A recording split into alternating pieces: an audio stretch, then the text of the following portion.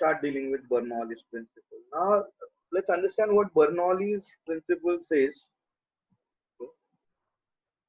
Here in this case, we are specifically discussing, you know, you can see a streamlined, non-viscous, incompressible fluid. Okay, and what he says is the total energy of the flow will remain constant. Now together, to when I say total energy, that means there are various constituents which we need to take into consideration.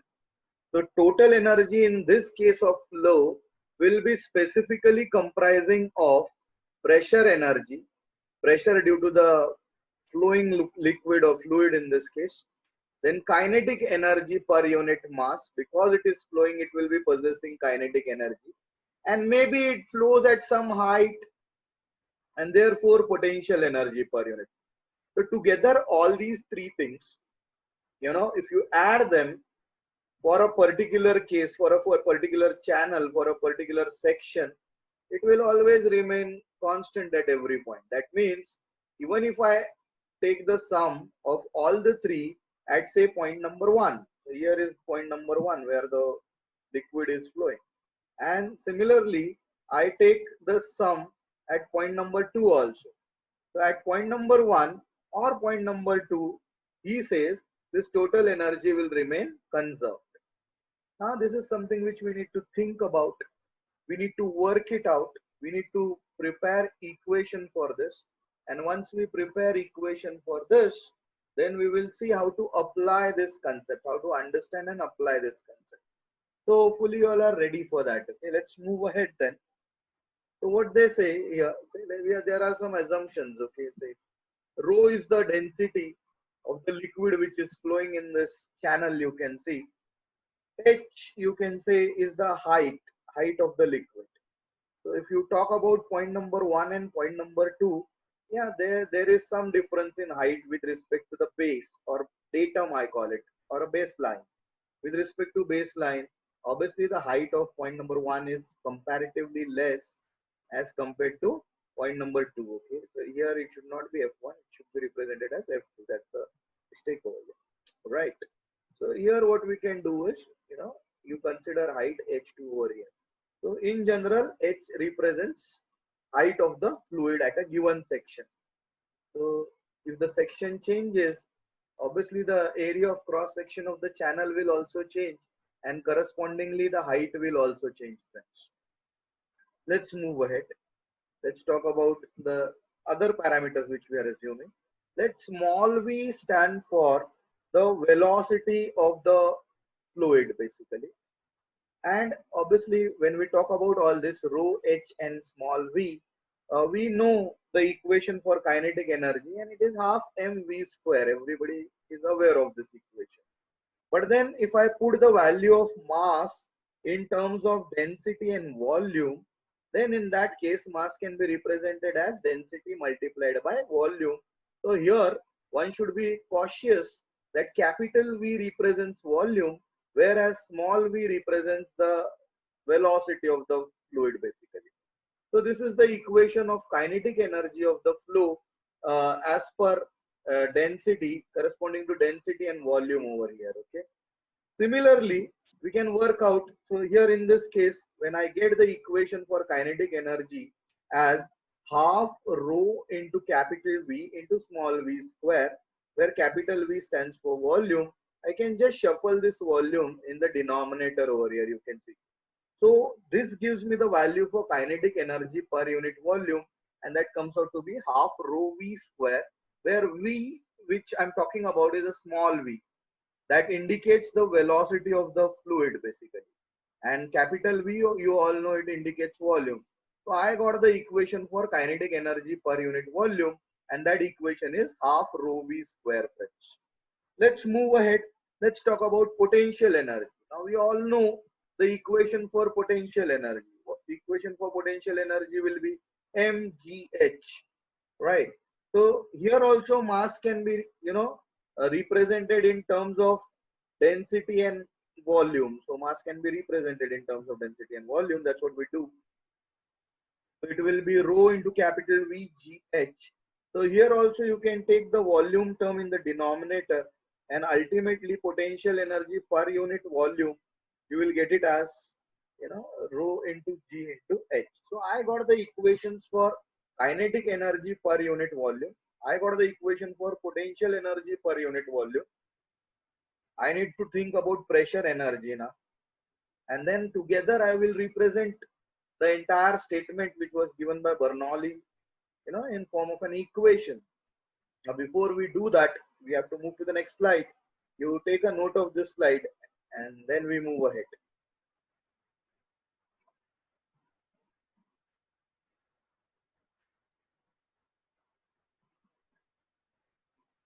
Okay, hopefully you have taken a note of this. Let's move ahead then.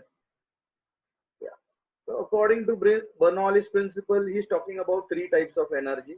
One is pressure, that is given by P, plus, here it should not be equal to, here it should be plus. Okay, so plus half rho V square, which represents kinetic energy per unit volume.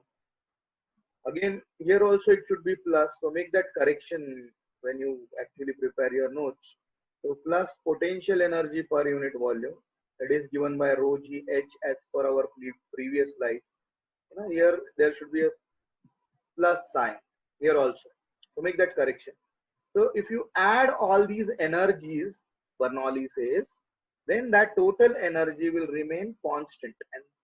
And this equation is called as Bernoulli's principle basically. So here you have to make that correction, my dear friends. Okay, here you're supposed to put a plus sign. Here also you're supposed to put a plus sign. So in a way, this statement is in the line of law of conservation of energy, but we are specifically applying it for fluids. Okay, let's see. Okay, the same thing can be represented as, if I divide the entire equation by rho, that is the density of the fluid, then the same equation will be represented as P by rho plus half V square plus GH. You just divide everything by rho, so you get this equation. This equation gets converted into this. Okay, so ultimately, what does this represent? Pressure per unit density is nothing but pressure energy. What is half V square? If you divide kinetic energy ka equation by mass, you will get half V square. So that is kinetic energy per unit mass. Similarly, you divide potential energy ka equation by mass, you will get GH. That means GH represents potential energy per unit mass. So ultimately, you get the equation pressure energy plus kinetic energy per unit mass plus pressure potential energy per unit mass remains constant. Okay, so Bernoulli says that this particular case is going to happen whichever section you take. All the three energies together is going to remain constant as per law of conservation of energy. Bernoulli's principle, basically it's true under following assumptions also. What we have assumed is the fluid is non-viscous, then the flow is streamlined, and you can have an alternative statement also for Bernoulli's principle. This statement says, in case of streamlined flow, the total energy per unit mass of the fluid remains constant. So what he is saying is, this total energy per unit mass, which constitutes these three parameters, basically ultimately remains constant. So he is talking in lines of law of conservation of energy. The principle is very simple. The question is how interesting it is to apply things basically. So you can have a quick note of this before I tell you how we apply certain things basically. Okay, I can share a new screen also with you. Just take a note of this quickly.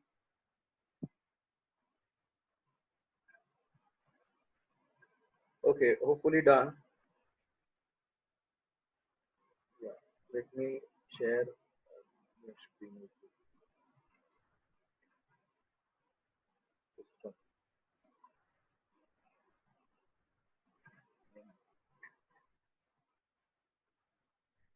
When we are talking about this Bernoulli's theorem, friends, we need to understand an important concept over here. So if you observe this slide here, I've just giving you the magnified view of how the flow is taking place between two different sections. the same two sections which we are talking about earlier also. So if I talk about section 1, you can see the area of cross section over here is A1. V1 is the speed with which the liquid flows through this section, and ρ1 stands for the density of the liquid. The same liquid is flowing actually. So ρ1 and ρ2 will be same later on. But then if you observe the area of cross section, if it is more, the velocity will be less. If you reduce the area of cross section to A2, you will see that the velocity increases. But ultimately the total amount of liquid which is flowing per second through section 1 and section 2 will remain same. This is best observed when you actually work out gardening, friends. You just put a finger on that pipe and you see the velocity increases. You reduce the cross-sectional area and you will find the velocity of the flow increases, and vice versa. If you just remove that finger, you will find that the velocity of the flow is also decreasing in that case. So what we are considering over here is the total mass flowing through this volume at 1 and 2, it remains same. So you can see ρ1 into A1 basically into V1 should be equated to ρ2 into A2 into V2. But ρ1 and ρ2 are same. Why? Because the same liquid is flowing through section 1 and same liquid is flowing through section 2, friends. So therefore you can equate ρ1 and ρ2. That means ρ1 and ρ2 will get cancelled from both the sides.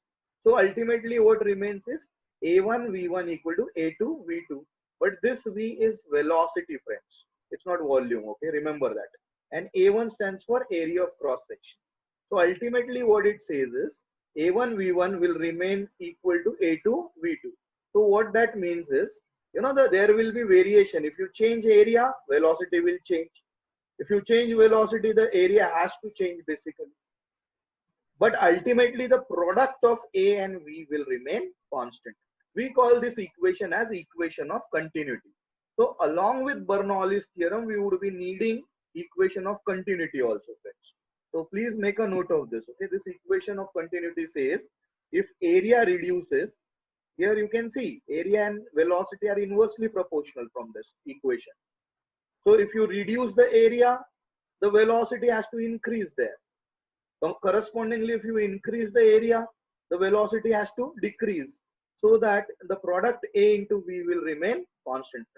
This is an important observation to be made over here, because together with Bernoulli's theorem, and this equation is called as equation of continuity, we are going to work out some applications basically. So please make a note of this also.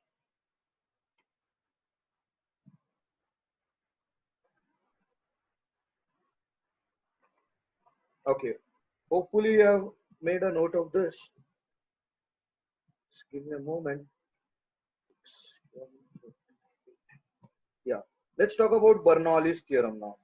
This is the theorem which we have derived right now. You can see what he is trying to say is ultimately you will get equations for two sections.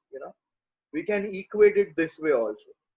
The previous slide which I have shown, it was a general thing which was mentioning P1 by rho plus GH plus half V square is constant.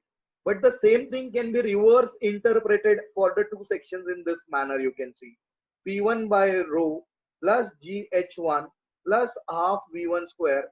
So these are the things pertaining to section number 1 will be equated to P2 by rho plus GH2 plus half V2 square.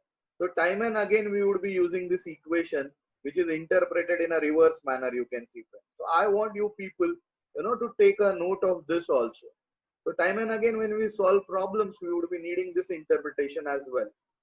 So hopefully, you are noting it down.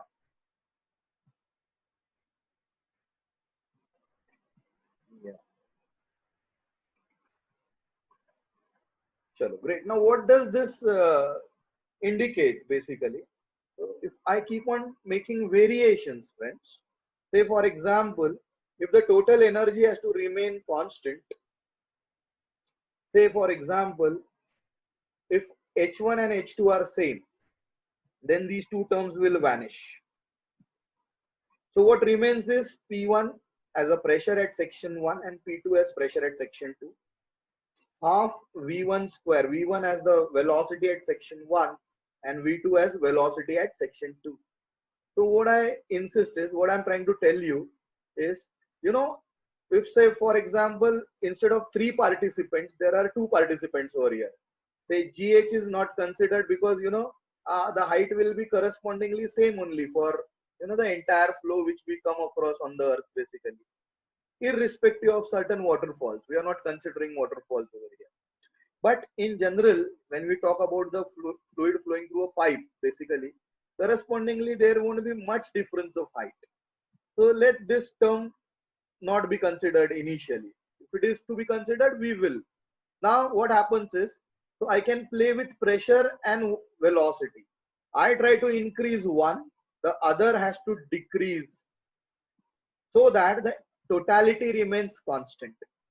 So this is how we play with this equation. So again, I try to reiterate that, if you try to decrease pressure, the balance will be done by increase in velocity. If you decrease velocity, the balance would be done by increase in pressure and so on. So all these energies, what they will do, they will try to negotiate and adjust with each other in such a manner that in totality, all the 3 energies will remain constant. This is the interpretation of Bernoulli's theorem, friends. Hopefully you have noted it down. I'll share a new screen with you. Okay, just give me a moment. Okay, yeah, yes. So here we were. Okay, so what I was saying, again I repeat the same thing. One energy you try to decrease, there will be corresponding increase in the 2 energies, so that this equation has to remain constant. In simple words, if potential energy decreases, it will result in increase in kinetic and pressure energy. If pressure energy decreases, correspondingly it will increase kinetic energy and potential energy and so on. And the total energy will remain constant. That's what Bernoulli is trying to say. Now, where do we apply this? Okay, so this is something which we need to think over. So the first application for it comes to us, as Torricelli's law. Now, what is Torricelli's law all about? Let's understand that. Okay, so here I'm drawing a diagram over here. You can see on the screen, there is a container containing liquid, okay, and there is a small orifice over here. So obviously the liquid is going to ooze out of this orifice with some value of velocity. We can find out with what velocity it will fall depending upon these parameters like h, the different levels y1 and y2. If I consider this point as 1 and this point as 2, okay, so this point as 1, if I consider, this point is just inside the liquid at orifice, and there is a point which is outside the orifice. So at the point inside also we can apply Bernoulli's theorem. At the point outside also we can apply Bernoulli's theorem. So we need to know one thing for sure, that here at this place atmospheric pressure would be acting if H is 0. Remember that. Imagine if H becomes 0, what does that mean? This entire layer will be at the top, and that means P2 in that case will not be equal to P, but it will be equal to atmospheric pressure if H becomes 0. So what we will do, we will try to apply Bernoulli's theorem at a point which is inside the orifice and which is outside the orifice. So at 2 points we will try to apply Bernoulli's theorem. Okay, now what's the reason why are we doing that? Because Torricelli's law is all about giving you the velocity of efflux. Now when I say efflux, the spelling is EFFLUX. Efflux means the discharge coming out of the orifice basically. So if we want the velocity of that, we apply Bernoulli's theorem. Now how we apply Bernoulli's theorem, that will come in the screen, on the screen subsequently, but you take the note of this diagram first, because this diagram will vanish there onwards. So hopefully you have noted down this diagram. Okay, I assume that you have noted down this diagram, and now what I'm doing, I'm applying Bernoulli's theorem at the 2 points, one just inside the orifice, one outside the orifice. Outside the orifice, you all know the water is suffering from atmospheric pressure, or the liquid is suffering from atmospheric pressure. And inside the orifice, if H becomes 0, we know ultimately P2 has to be equated to atmospheric pressure. Okay. So using these assumptions, what I will try to do, I'll try to apply Bernoulli's theorem. Now we know what Bernoulli's theorem is. He clearly says pressure energy plus kinetic energy per unit mass plus potential energy per unit mass remains constant. So we are applying. So this is the equation which we are talking about. Now is the time to apply this equation. So where are we going to apply this equation? So we are going to compare Bernoulli's principle inside and outside the orifice. So first equation will be inside. So it is P0 plus half rho V1 square plus rho GH. So height was H in that case. Here outside the orifice it is PA, which is atmospheric pressure, rho Gx, X was that height from the bottom. So that's the potential energy is talking about, and plus half rho V2 square. So V2 will be, the velocity with which the efflux is coming out. You can see this is something which we need, but now we need to apply conditions over here. I said if H becomes 0, okay, this is the condition I'm talking about, or X becomes 0 here in this case. Okay, forget about H. X becomes 0. Obviously, H will become 0. X becomes 0. What is the velocity V1? V1 has to become 0. So you put X as 0. You will put V1 as 0. Okay, and the atmospheric pressure will be then equal to PO. So PO has to be substituted as atmospheric pressure. So this atmospheric pressure and the atmospheric pressure on the other side will nullify each other. X becomes 0. This is something which you need to substitute. Now once X becomes 0, this term will also become 0. So ultimately when you apply these conditions, you can see P naught plus 0 plus this. So PA is equal to P naught now here in this case. We just put it as P naught because they both are equal. Okay. And this is X is 0, therefore this term will become 0. Velocity here at this point is 0, therefore this term will become 0. But velocity once the efflux comes out is not 0. This term will remain. And there onwards when you shuffle it, so you get rho GH equal to half rho V2 square, and you cancel rho on both the sides, you get V2 square equal to 2GH, and ultimately the velocity of the efflux will be root 2GH, friends. So it will depend upon that height. Are you getting my point? So this law is called as Torricelli's law, and it is derived out of Bernoulli's principle. So please make a quick note of this before we move ahead towards the next application, and that is venturimeter.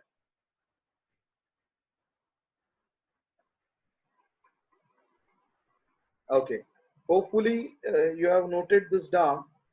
Let's move ahead towards venturimeter now. Now what is venturimeter? Okay, let's understand that.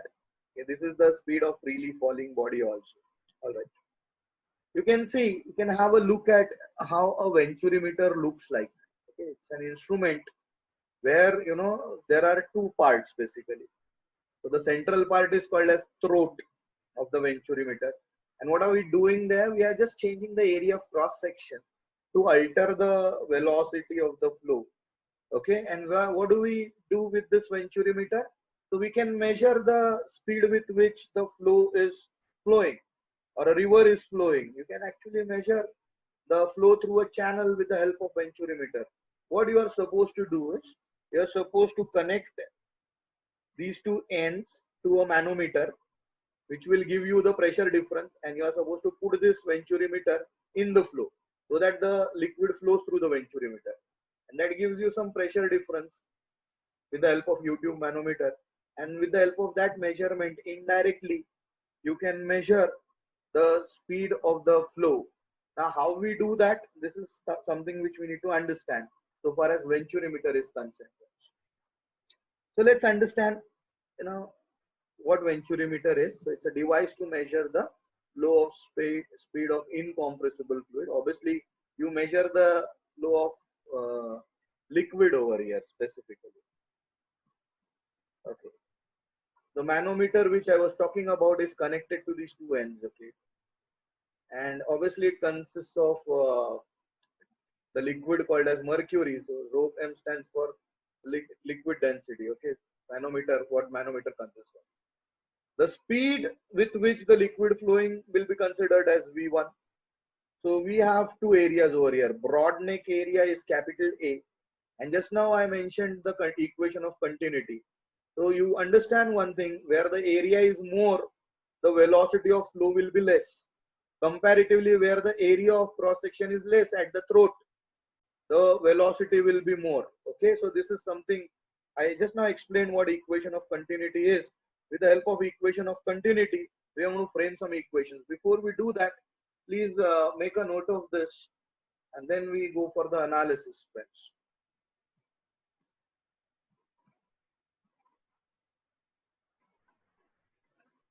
Okay, hopefully you have gone through this. You have made a note of this. Let's move ahead. So here comes the actual diagram, how this venturimeter would look like. Say for example, if I put this venturimeter in the flow, the cross-sectional diagram can be drawn in this manner. Okay, now here you can see the liquid will be entering through one end. Say point 1 is the point under consideration where the area is more. Point 2 is the point considered at throat, and this is how the U-tube manometer is placed. Okay, just now I showed you. And then what happens is, because the area increases, the velocity will decrease. It will result in the change in pressure, and that change in pressure between the 2 points, point number 1 and point number 2, will be depicted with the help of the height difference between the manometer arms, basically. Now, how this helps us to find out the flow of liquid, velocity of flow of liquid?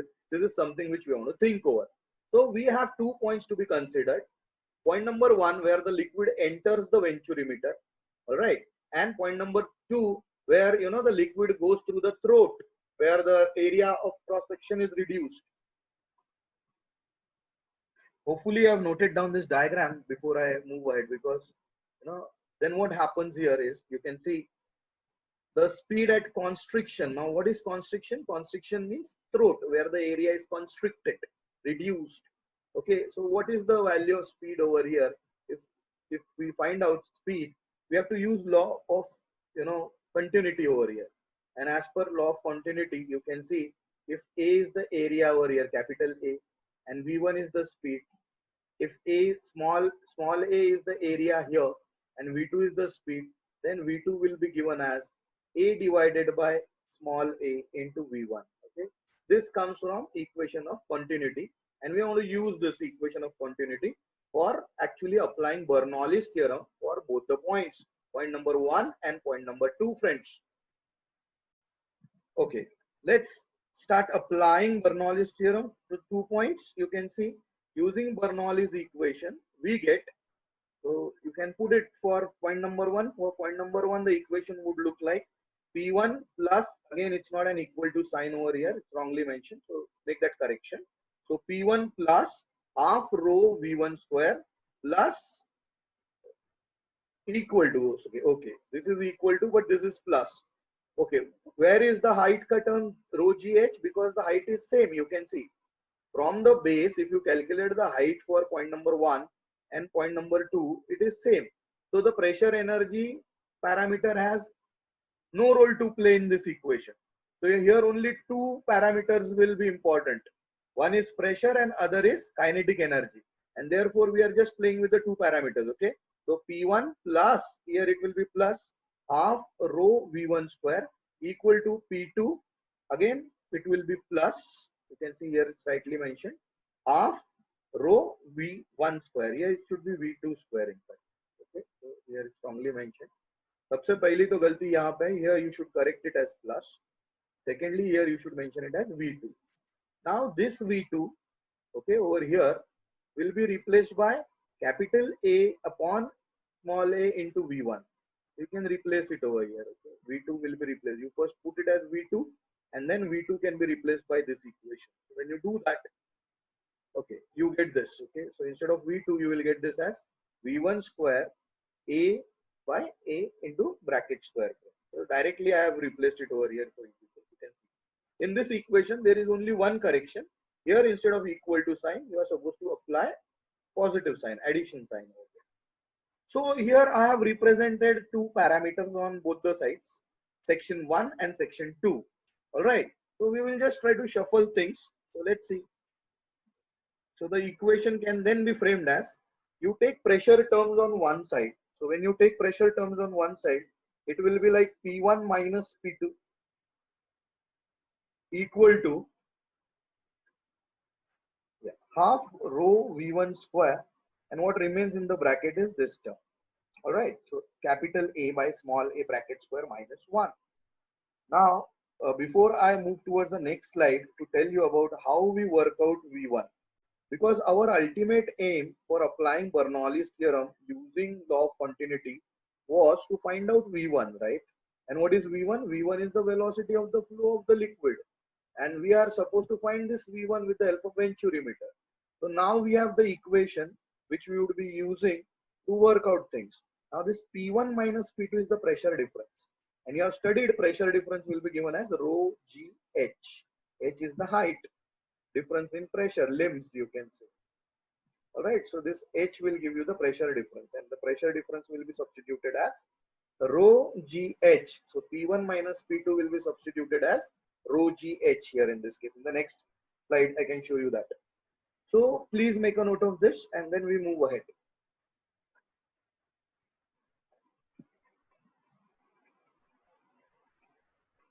Okay, hopefully it's clear to you people now.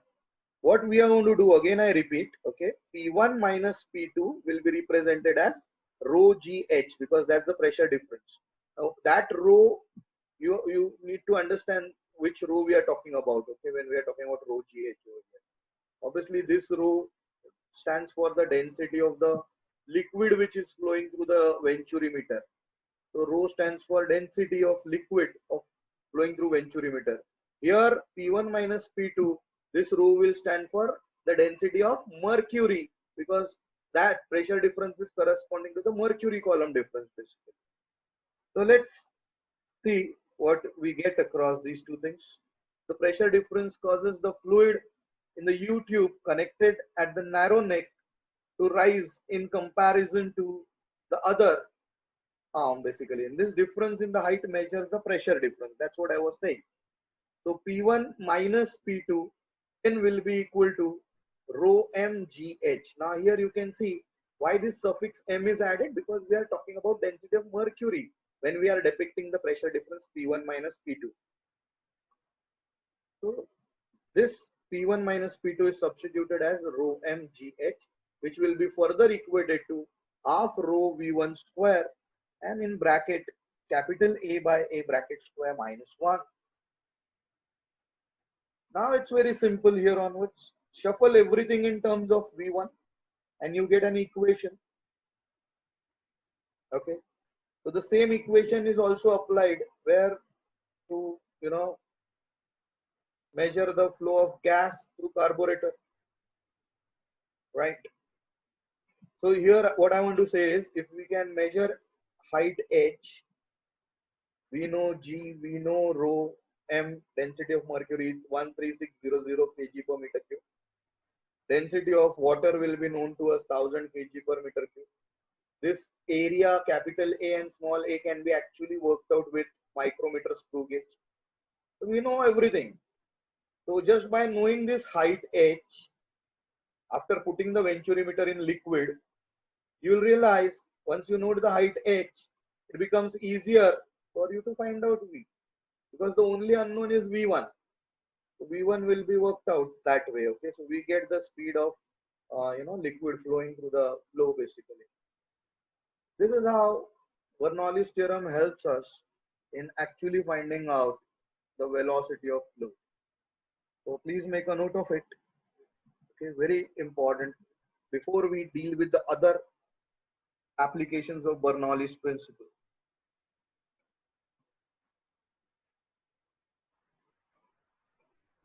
So we have problems also to solve on this. So these concepts are very important. The important thing is you try to decrease one energy, the other energy is going to increase comparatively. That's what Bernoulli says, and it works wonders. So we are going to discuss some applications where you will find, how wonderfully this Bernoulli theorem is being applied over there. Okay, hopefully you have noted it down. Now we will talk about certain general things which happen or which can be explained with the help of Bernoulli's effect or Bernoulli's principle, friends. Like say for example, if I want to talk about why a heart attack is caused. Okay, Bernoulli's theorem can help us in understanding that. Okay, let's talk about Bernoulli's principle, helping explanation of blood flow in the artery. Okay, now sometimes you can see because of some good habits of people like smoking and other stuff, the artery may get constricted due to the accumulation of some plaque on the inner walls. So what will happen because of that? Okay, something like this. Now, human being, when we talk about it, heart is responsible for the circulation of blood. Now, if the constriction takes place somewhere, this is like a tube of flow only, isn't it? So if the constriction takes place somewhere, what happens is, okay, let's say this is how the blood keeps on flowing. Okay. Now, because of the good habits, you'll find there is some constriction taking place. Okay. All right. Say for example, then what will happen? Constriction takes place. Yeah. Can anybody tell me about that? Say for example, you observe here the constriction takes place. The area will reduce, the velocity will increase, the pressure will decrease over here. Velocity increases, Bernoulli's theorem says pressure has to decrease, then one energy increases, other has to decrease. So pressure decreases, so these points become the point of low pressures. And the point become of low pressure, then there is a increased pressure on heart, because heart will be at high pressure then due to the flow, because this point has become at low pressure, and that will cause heart attack basically. So this is how you can actually see, how heart attack can be induced or can be explained well because of Bernoulli's theorem basically. It cannot be induced because of Bernoulli's theorem. It is well explained with the help of Bernoulli's theorem. So friends, just make a note of this quickly. So this is again an application of Bernoulli's theorem, you can see. Not a good one though, but then yes, you need to understand how Bernoulli's theorem is applied here. Okay, hopefully you have noted it down. There are other good examples also where Bernoulli's theorem makes the explanation easy about certain phenomena happening. Let's talk about those phenomena. Dynamic lift. So the aeroplane wants a lift force to get lifted in the air, right? So we have a shape called as aerodynamic shape. So basically, dynamic lift is the force which is required by structure like airplane wing, or hydrofoil, or a spinning ball, by virtue of its motion through the fluid in the sense air. Obviously, it's going to move through air. It's going to cut the layers of air, friend. That means it's moving through air, right? So it's moving through air. So obviously, it's going to experience Bernoulli's theorem there.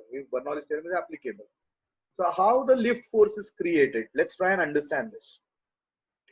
So here is an airfoil, friend. You can see specifically this shape is called as aerodynamic shape. So what's happening because of aerodynamic shape? You can see, the layer of air, it gets divided into two parts. The upper part is moving with high velocity because of such kind of, the lower part will move with low velocity. So there are 2 points created, the upper point and the lower point. So at upper point, if velocity is high, you tell me what will happen. The velocity is high, the kinetic energy will be high at the top, isn't it? The kinetic energy will be high. Now by Bernoulli's theorem, if kinetic energy is high, forget about potential energy. It will get nullified from both the sides because comparatively the height is same for aerofoil from the ground. So only two parameters come into play. One is kinetic energy and other is pressure energy. So because of this shape, what has happened? The velocity at the top increases. Kinetic energy at the top increases. So the pressure will decrease. So at the top, it will be low pressure. Comparatively at the bottom, it will be high pressure. So obviously the airfoil will be pushed from a point at high pressure to low pressure. That means that creates a lift force. So this lift force will lift the airfoil. So which theorem can explain this well? So the motion of aeroplane can be well explained with the help of Bernoulli's theorem also, with the help of this type of shape frame. Please take a note of this before I show you the writing part, I mean the notes part of it. This diagram is also important for you to understand it very easily. Okay, hopefully I've noted it down and then further note down the writing part. So it explains what I've said, okay. The same thing which I mentioned in simple terms are being represented in terms of statements. So I want you people to take a quick note of the statements and then read them properly at home. So you will realize what I wanted to say, how Bernoulli's principle helps in dynamic lift.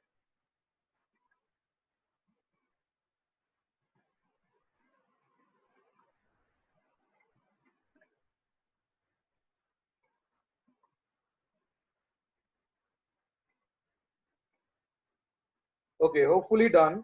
Let's move ahead. And there are other applications also. Try thinking about how Bernoulli's principle is being applied to stop train, how vacuum brakes are applied. Take a note of this. Think about it. How the Bernoulli's theorem was being applied in this case. Vacuum brakes that can be considered for you as an activity to think over, like you know. Okay, hopefully you take a note of this. Then I show you the other aspects also of Bernoulli's theorem before we start dealing with the problems on the concept which we have studied today. So hopefully done. Yeah, this Bunsen burner. Okay, this also works on Bernoulli's theorem. Okay, you can see fine nozzles are there. So what happens due to this? The velocity is high, the pressure is low.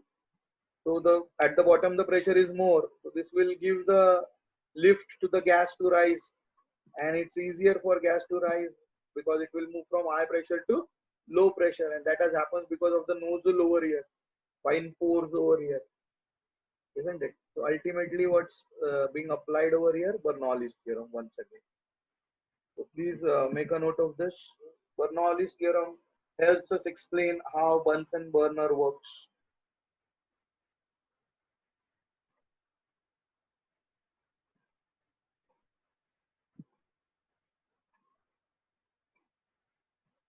So let's move ahead then.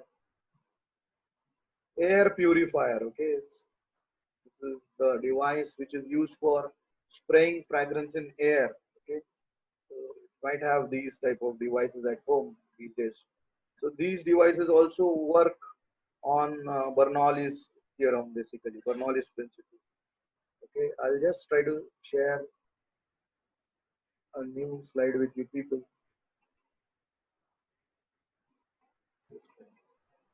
Just give me a moment.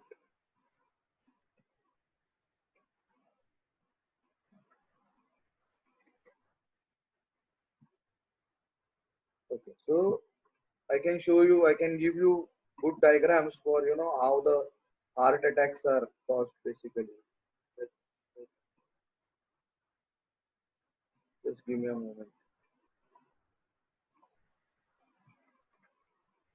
Okay, this is something which I was talking about. Okay, when you talk about an heart attack being explained with the help of Bernoulli's theorem.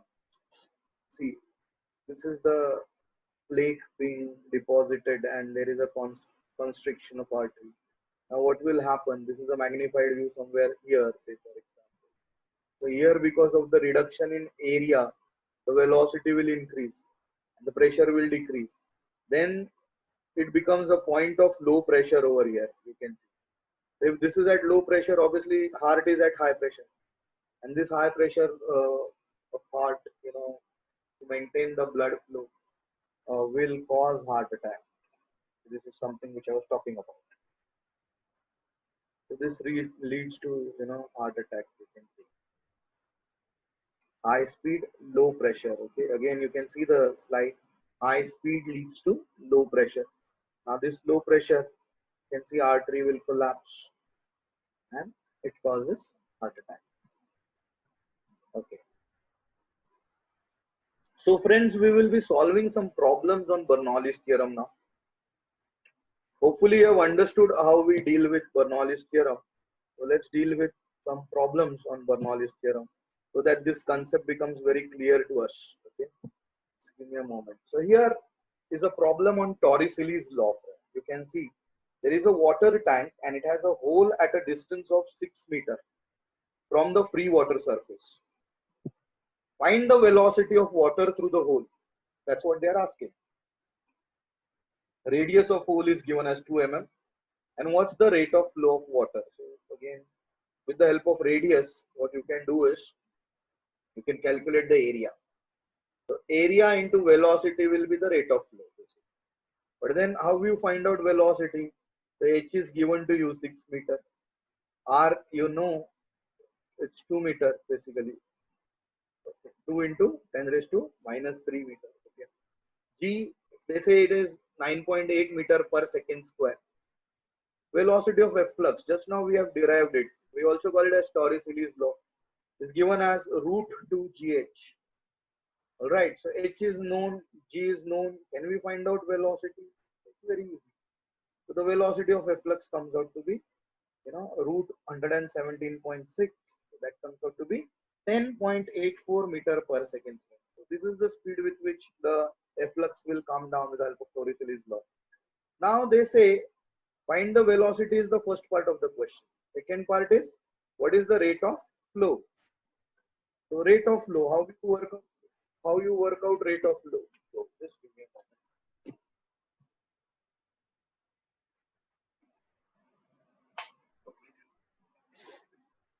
Yeah. So how you work out rate of flow? So rate of flow will be given as you can see small r here in this case is the velocity of flow multiplied by area.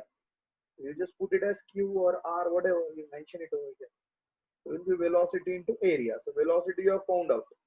Area you are supposed to find it out. It's a whole of radius 2 mm. So area of cross section is pi r square. So here you can see. Just substitute the values. All right, and when you actually solve it, you end up getting the value, okay, equal to 1.362 into 10 raised to minus 4 meter cube per second. That is volume per second. Volume per unit time, you can see, is the rate of flow. So this is how you work it out, okay, friends, with the help of Bernoulli's theorem. So make a note of this before we move ahead towards the next type of problem, which is asked on the basis of Bernoulli's theorem.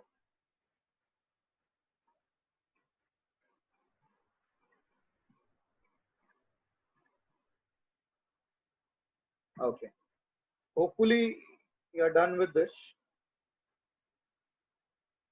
The next question which we talk about is, here in this question they say, calculate total energy per unit mass possessed by the water at a point where the pressure is zero point 0.1 into, you just correct it, okay? It's 0.1 into 10 raised to 5. It is not 105, okay? 10 raised to 5 Newton per meter square. Velocity is given as 0.02 meter per second. And height of the water level from the ground is 10 centimeter. So everything is given. So you are supposed to find out the 3 parameters and then you add them and then you get the total energy per unit mass. So let's see how we work out such kind of questions. Okay. So you can see pressure is given 0.1 into 10 raised to 5. velocity 0.02 meter per second, height is 10 centimeter, and the density you all know is 1000 kg per meter cube. Okay, here it's wrongly mentioned as kg, should be kg per meter cube because we are talking about density over here. So G is 9.8 meter per second square. So Bernoulli's principle we want to apply to find the total energy, and total energy per unit mass, can I say, is equal to pressure energy per unit mass plus kinetic energy per unit mass plus potential energy per unit mass. I will just try to put the values in the formula. You can see the formula comes out to be P upon rho plus half V square plus GH. This is the formula which we have derived. So make a note of this before I actually substitute the values and tell you how we work out total energy per unit mass when you come across such questions.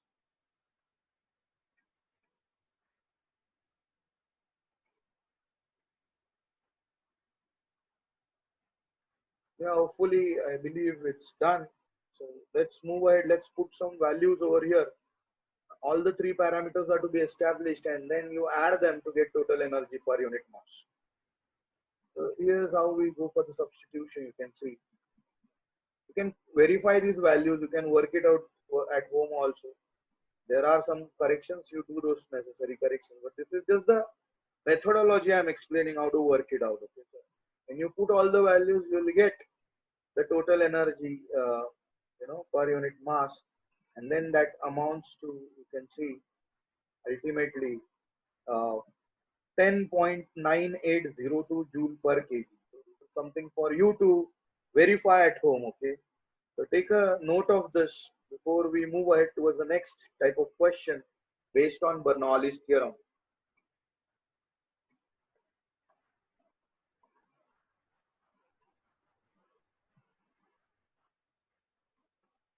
Okay, so let's move ahead then.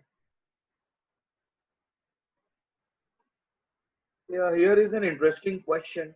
Just like the venturimeter which we have studied, mostly you come across such question in entrance examination also, friends. Okay, so it's very important. So let's try and apply Bernoulli's theorem. So what it says is, okay, just a minute.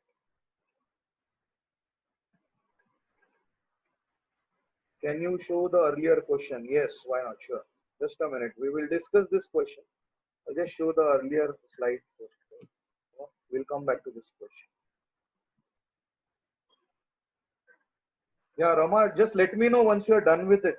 This is the slide which you wanted, or you wanted the previous slide to this? You can unmute and speak. So the previous question. Previous one? Yeah, just a minute. Just give me a moment, okay? I'll show you the slide. Okay. Once you are done with it, let us know so that we move ahead.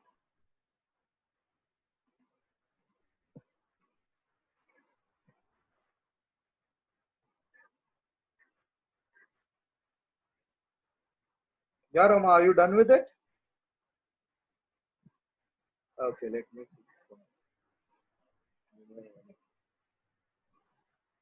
Question 1. Okay, we will come back to that question, the last, basically. Question 1. Okay. We'll come to that question, the later stage, last stage, basically. I thought. Okay. Till that time, you can see.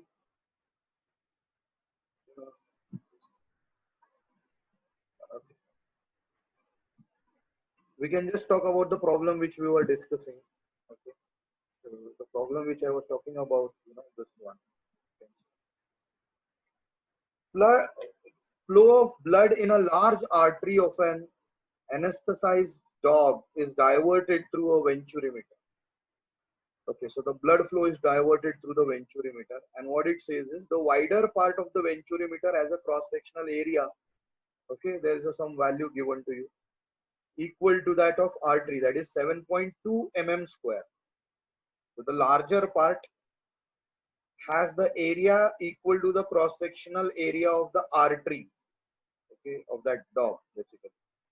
and that is given to you as 7.2 mm square. The narrow part has an area, okay, 3.5 basically. So let's see. There is a ratio of area small a capital A to small a given 7.2 divided by 3.6. It's not 3.5, 3.6 mm square.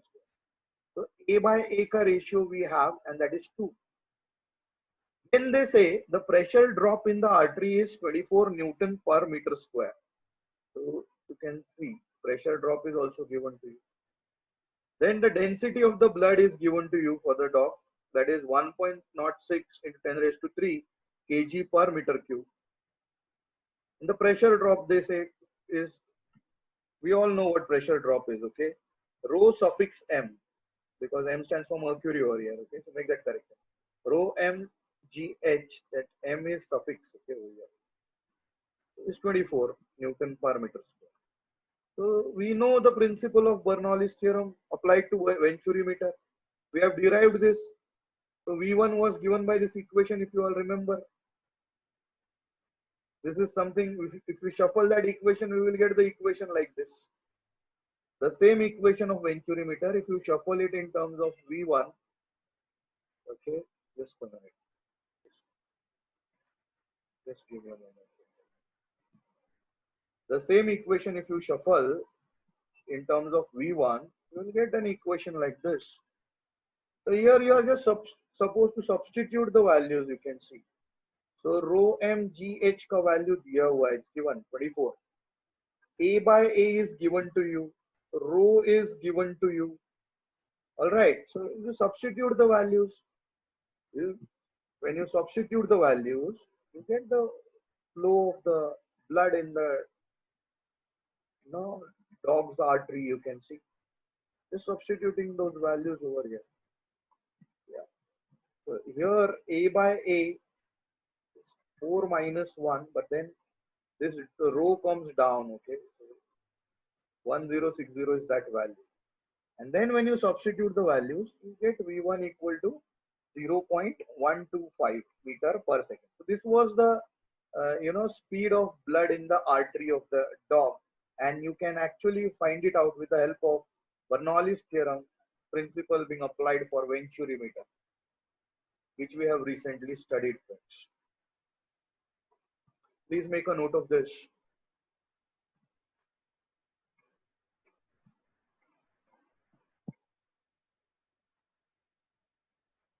Okay, hopefully you have noted it down.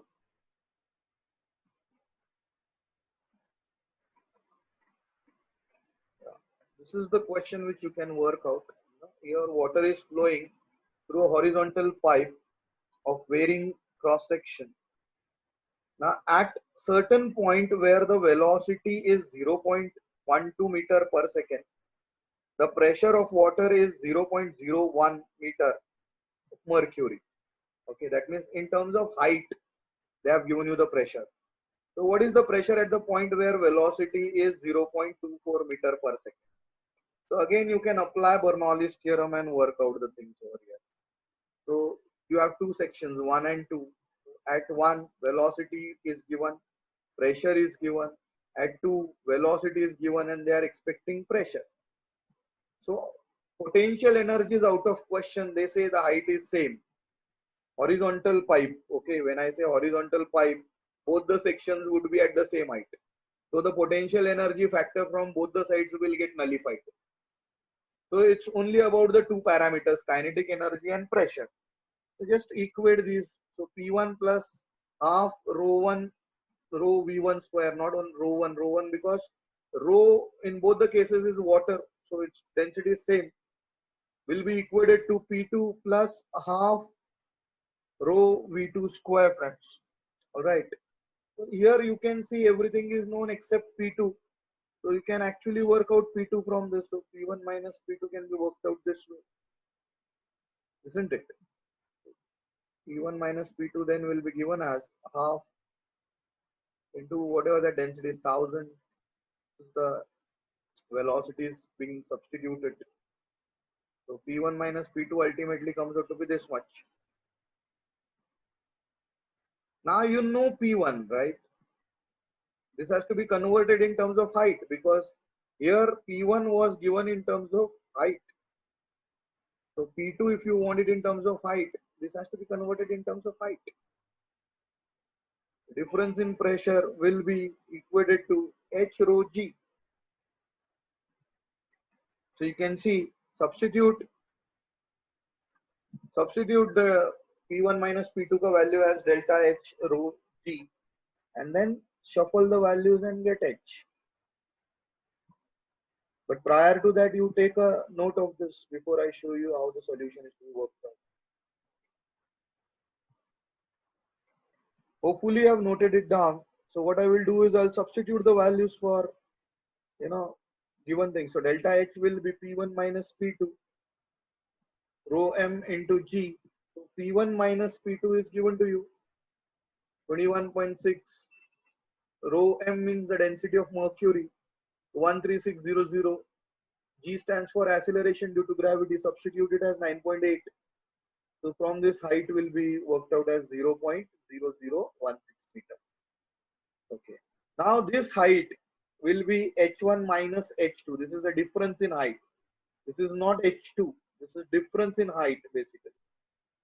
So you know H1. Okay. H1 is given to you. Delta H is something which you have worked out from Bernoulli's theorem. So based on these two things, you can work out the new height. In that new height will resemble the new pressure for the change. So H2 will be then given as 0.00984 meter. So this is something. So pressure in terms of height of mercury column will be 0.00984 meter of mercury. So this is how you work out pressure. So please make a note of this before we come across discussions basically.